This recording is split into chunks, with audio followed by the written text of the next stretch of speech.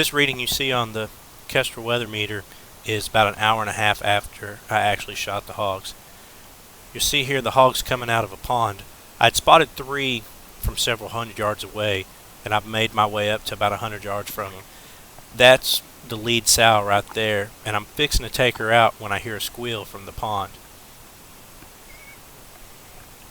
So here comes some more coming out that I didn't even know were still up in the pond. And when I go over, now she's gotten down into a low dry creek area, and I don't really have a good shot on her because she's in a low area and because of the tall grass. So what I'm going to do is I'm going to take this next biggest one out first, and it ends up being a boar. I hit him a little bit back behind the shoulder, and he actually runs about 45 yards before he goes down, 45, 50 yards. Damn it.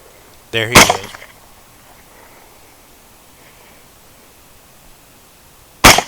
There goes the lead sow. This piglet runs a few yards and goes down. Just can't see him. Grass is too damn tall. There's another about 50-pound piglet.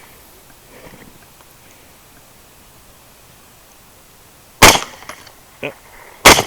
Come on. Now I actually thought that one got away, but the farmer found him the next day up above the pond. I'd hit him a couple of times.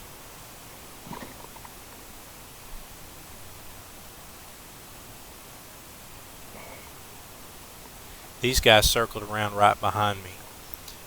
With the suppressed rifle and the thermal not emitting any light at all, I mean, they're just totally confused.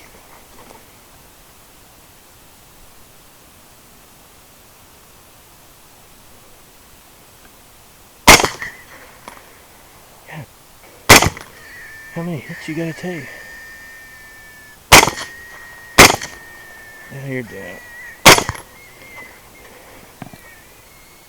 This was a Gemtech 30 caliber thread-on can on my LWRC 6.8, and it sounded wonderful. I mean, it wasn't much louder than a 22 rifle this night.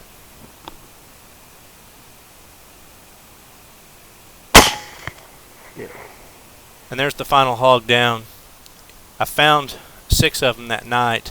I found the 7th one the next morning, and then the next day the farmer found the 8th one that I didn't know I got. So I ended up getting 8 out of that group.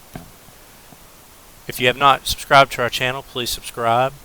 And if you liked the video, please like it. And as always, please comment below. Thank you for watching.